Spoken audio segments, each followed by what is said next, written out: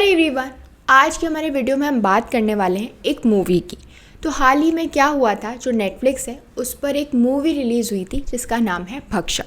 तो जब मैंने उस मूवी को देखा तो उसमें पता चला, उसमें हाईलाइट किया गया था कि कैसे बिहार का जो एक स्टेट फंडेड शेल्टर होम है वो कैसे वहाँ की बच्चों के साथ जो है अब्यूज़ कर रहा था। पर क्या आप जानते हैं कि ये जो सब कुछ भी उस मूवी में दिखाया गया था ये एक ट्रू स्टोरी पे बेस्ड है। जी हाँ, सच में बिहार में एक ऐसा शेल्टर होम था जहाँ बच्चों के साथ ये सब कुछ हो रहा था। और आज के हमारे वीडियो में हम उसी सच्ची घटना के बारे में बात करेंगे कि वो कौन लोग थे जिन्होंने किया था और वो कौन से लॉज हैं जो कि इन बच्चों को प्रोटेक्ट करते हैं और जिसके चलते वहाँ के लोग जो कि सब में इन्वॉल्व थे उन्हें सज़ा मिली। तो सबसे पहले हम समझ लेते हैं कि एक्चुअली में वहाँ पर क्या हुआ था, कैसे ये सब कुछ जो है वो सामने आया। तो ये जो केस जिसके बारे में मैं बात कर रही हूँ वो है Muzaffarpur women's shelter home case, जहाँ पर जो बच्चियाँ थी, जिन बच्चियों को रखा जाता था उनके साथ सेक्सुअल अब्यूज़ होता था, उनको एक्सप्लॉइट किया जाता था। और ये सब कुछ सामने आया 2018 के अंदर कि जो बिहार का जो मुजफ्फरपुर है वहाँ का जो स्टेट फंडेड शेल्टर होम है फॉर गर्ल्स, जहाँ पर ये सब एक्टिविटीज़ हो रही थी।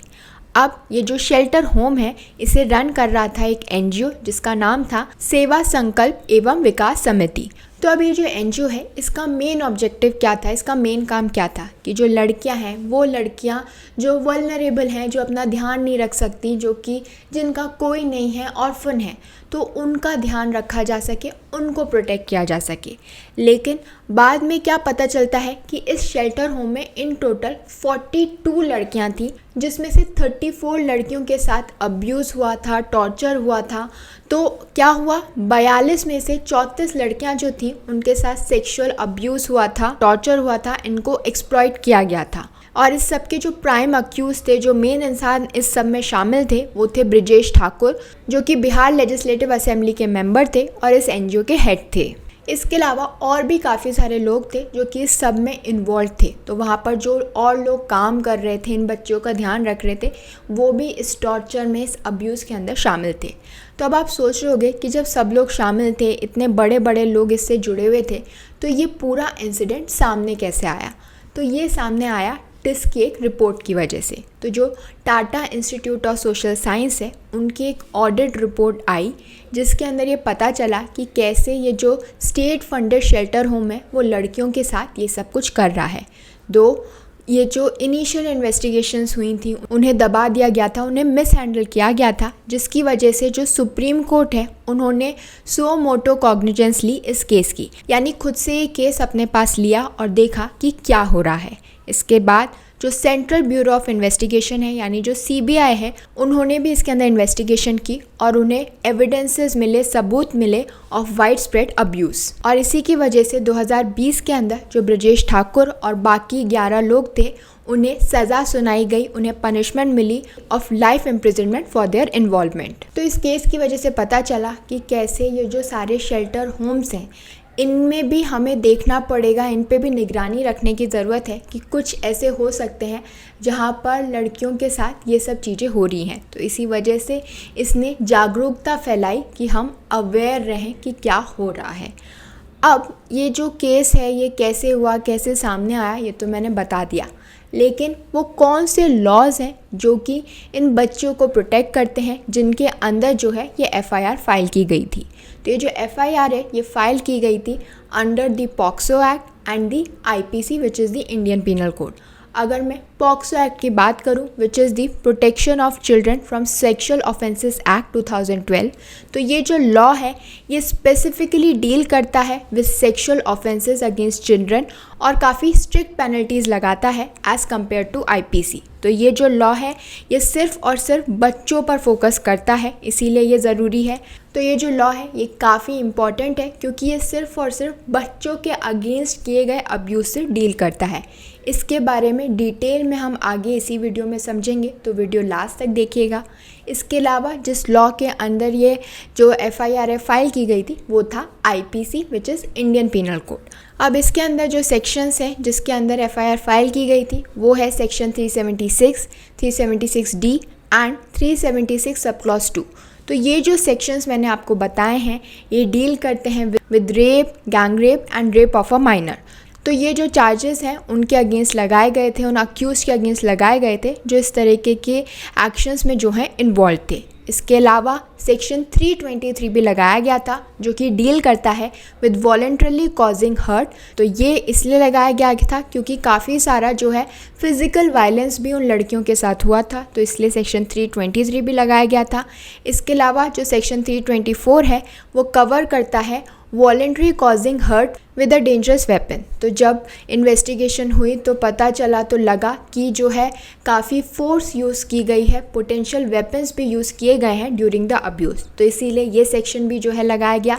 इसके अलावा था सेक्शन 354 जो कि डील करता है विद असॉल्ट और criminal force against a women. तो ये फोर्स इसलिए की जा रही है, या अब्यूज़ इसलिए किया जा रहा है ताकि उस वुमेन की जो मॉडेस्टी है उसे आउटरीच किया जा रहा है। तो इस वजह से जो है ये सेक्शन लगाया गया, क्योंकि एविडेंसेस मिले थे कि ये भी किया गया है। सेक्सुअल हरासमेंट के, असॉल्ट के जो है एविडेंसेस मिले थे, लड़कियों ने अपने एक्सपीरियंसेस शेयर किए थे, तो उसी बेसिस पे ये सेक्शन जो है लगाया गया था। एंड लास्ट इज सेक्शन 377 जो कि बात करता है अननेचुरल ऑफेंसेस की। तो इस केस में उस तरीके के इंस्टेंसेस भी सामने आए थे। तो ये जो एफआईआर है ये जब फाइल की गई, इसके बाद जो इसका फाइनल जजमेंट आया वो 2020 के अंदर आया। तो 2018 के अंदर पता चला कि ये सब कुछ चल रहा है, और 2020 के अंदर फाइनल जजमेंट आया। दिल्ली के अंदर जो पॉक्सो कोर्ट है, जो स्पेशल कोर्ट है जो कि इन केसेस से डील करता है, उसने लाइफ इम्प्रिजनमेंट दिया ब्रजेश ठाकुर को, जो कि इसके प्राइम अक्यूज थे, जो कि इसके अंदर इन्वॉल्व थे। इसके अलावा 18 और लोग भी थे जिनको सज़ा मिली। तो इसके बाद, इस जजमेंट के बाद जो है ये ट्रायल ख़त्म हुई, ये माना गया कि ये फाइनल जजमेंट है। तो इस तरीके से जो लड़कियां थीं, जो विक्टिम्स थीं, उन्हें जस्टिस मिली। अब हम बात कर लेते हैं उस पॉक्सो एक्ट की जो कि स्पेसिफिकली इन बच्चों के लिए बनाया गया है। और अगर कोई भी ऐसा बच्चा है जो किसी भी तरीके का अगर अब्यूज़ जो है वो फेस कर रहा है, तो वो इस लॉ के अंदर जो है उसे जस्टिस मिल सकती है, प्रोटेक्शन मिल सकता है। तो ये जो एक्ट है which is the protection of children from sexual offences act, ये एक लैंडमार्क लेजिस्लेशन है, लैंडमार्क स्टैट्यूट है, जिसका मेन एम यही है कि वो जो चाइल्ड सेक्सुअल अब्यूज़ है उसे एड्रेस कर सके। अब ये इम्पॉर्टेंट क्यों है, इसकी सिग्निफिकेंस क्या है? इसकी सिग्निफिकेंस ये है कि ये जो एक्ट है, ये जो लॉ है, ये एक स्ट्रॉन्ग लीगल फ्रेमवर्क जो है प्रोवाइड करता है, जो कि डेटर करता है चाइल्ड सेक्सुअल अब्यूज़ को। यानी इसके अंदर इतनी स्ट्रिक्ट पनिशमेंट है, इतनी स्ट्रिक्ट पेनल्टीज़ है कि अगर कोई भी ऐसा काम करने की सोचे भी तो वो डेटर हो, वो रोके अपने आप को। तो इसीलिए चाइल्ड सेक्सुअल अब्यूज़ को रोकने के लिए जो है ये लॉ बनाया गया था, और ये जो लॉ है ये इंश्योर करता है जस्टिस फॉर विक्टिम्स। इसके अलावा ये एम्फेसाइज करता है कि कैसे जो है चाइल्ड की आइडेंटिटी है उससे प्रोटेक्ट किया जाए, उसकी जो वेलबींग है ड्यूरिंग लीगल प्रोसीडिंग्स उसको इंश्योर किया जाए। और इसके अलावा ये जो लॉ है इसका एम है कि अवेयरनेस क्रिएट की जाए कि बच्चों के लिए जो है ये लॉ बनाया गया है। तो अगर कोई भी बच्चा अगर किसी भी तरीके का जो है अब्यूज़ फेस कर रहा है तो वो इस लॉ के अंदर जाके जो है प्रोटेक्शन सीक कर सकता है। अगर हम इस लॉ के की फ़ीचर्स की बात करें कि क्या की फ़ीचर्स हैं, तो अगर हम देखें तो ये जो लॉ है वो जेंडर न्यूट्रल है। जनरली जब हम किसी भी तरीके के अब्यूज़ की बात करते हैं, स्पेशली सेक्सुअल अब्यूज़ की, तो वो जो लॉ है वो वुमेन को ध्यान में रख के बनाया जाता है, गर्ल्स को ध्यान में रख के बनाया जाता है। लेकिन क्योंकि ये जो लॉ है ये चिल्ड्रन को प्रोटेक्ट करता है, तो ये एक जेंडर न्यूट्रल लॉ है जो कि इक्वली एप्लीकेबल है रिगार्डलेस ऑफ जेंडर। यानी कोई भी बच्चा जो कि 18 साल से कम का है उसके ऊपर ये लॉ एप्लीकेबल होगा। तो ये लड़के और लड़कियों दोनों को प्रोटेक्ट करता है और रिकग्नाइज करता है कि इस तरीके के अब्यूज़ का कोई भी विक्टिम हो सकता है। इसके अलावा ये जो एक्ट है ये मैंडेट देता है, सभी को ये मैंडेट देता है कि अगर उन्हें थोड़ा भी सस्पेक्ट है, शक है कि किसी भी तरीके का सेक्सुअल ऑफेंस जो है किसी भी बच्चे के साथ हो रहा है, तो वो उसे इमीडिएटली रिपोर्ट करें पुलिस के पास या बाकी अथॉरिटीज़ के पास। इसीलिए ये कहता है कि कोई भी हो, चाहे वो पेरेंट्स हो, टीचर्स हो, मेडिकल प्रोफेशनल्स हो, या फिर कोई बाय स्टैंडर भी हो, यानी जो सिर्फ देख रहा है, अगर उसे ये दिख रहा है कि किसी बच्चे के साथ जो है इस तरीके का अब्यूज़ हो रहा है, तो वो इसके बारे में रिपोर्ट करे। और अगर वो रिपोर्ट नहीं कर पाते हैं तो ये एक पनिशेबल ऑफेंस है। इसके अलावा इस लॉ के अंदर कोई भी टाइम लिमिट नहीं है। यानी ये नहीं कहा है कि अगर जो है 1 साल में आपको केस रिपोर्ट करना है या 2 साल में रिपोर्ट करना है, नहीं। आप 18 साल से कम के हो जब आपके साथ ये ऑफेंस हुआ। सपोज़ करिए कि वो बच्चा 10 साल का था जब उसके साथ किसी तरीके का अब्यूज़ हुआ। उस समय वो बोलने की हालत में नहीं था, समझने की हालत में नहीं था। लेकिन 15-16 साल के अंदर जब उसे समझ में आया, उसमें इतनी हिम्मत आई कि वो बोल सकता था, तब भी वो जाके उस अब्यूज़ के अगेंस्ट जो है कंप्लेंट कर सकता है जो उसके साथ उस टाइम पर हुआ था। तो कोई भी टाइम लिमिट इस रिगार्ड में नहीं है। इसके अलावा ये जो एक्ट है ये प्रायोरिटाइज़ करता है बच्चे की आइडेंटिटी को, उसकी प्रिवेसी को।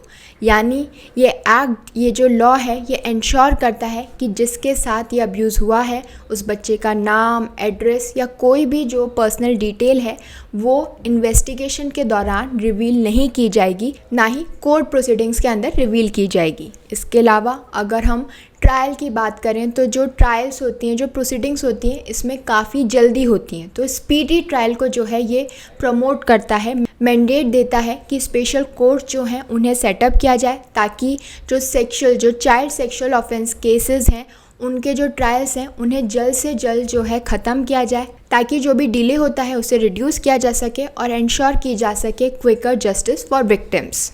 और क्योंकि ये जो लॉ है ये बच्चों के लिए बनाया गया है तो इसके अंदर जो भी प्रोसीडिंग्स होती हैं, स्पेशल कोर्ट्स के अंदर जो भी प्रोसीडिंग्स होती हैं वो चाइल्ड फ्रेंडली होती हैं। जो भी लैंग्वेज यूज़ की जाती है वो बहुत ही सिंपल होती है ताकि बच्चे को समझ में आ सके, उसे डर ना लगे, उसे घबराहट ना हो। तो सब कुछ बच्चे को ध्यान में रख के किया जाता है क्योंकि इस लॉ का मेन एम है ही ये कि बच्चे को प्रोटेक्ट किया जा सके, उसकी आइडेंटिटी को प्रोटेक्ट किया जा सके और उसे जस्टिस मिल सके। उसके साथ अगर कुछ गलत हुआ है तो उसके रिगार्ड में उसे जस्टिस मिल सके। और इसीलिए इसके अंदर कंपनसेशन भी प्रोवाइड किया जाता है विक्टिम को, ताकि उन्हें हेल्प मिल सके कि वो मेंटली, फिज़िकली जो है रिकवर हो सके उस ट्रॉमा से जो उनके साथ हुआ है। तो ये था अबाउट द पॉक्सो एक्ट। अगर इसके बारे में आप डिटेल में समझना चाहते हैं तो हमारी जो वेबसाइट है न्याय की, उस पे जाके आप डिटेल में इस रिगार्ड में समझ सकते हैं। I hope this information was helpful to all of you. Thank you for watching this video. Don't forget to follow Nyay and do join us again for more of India's Laws Explained.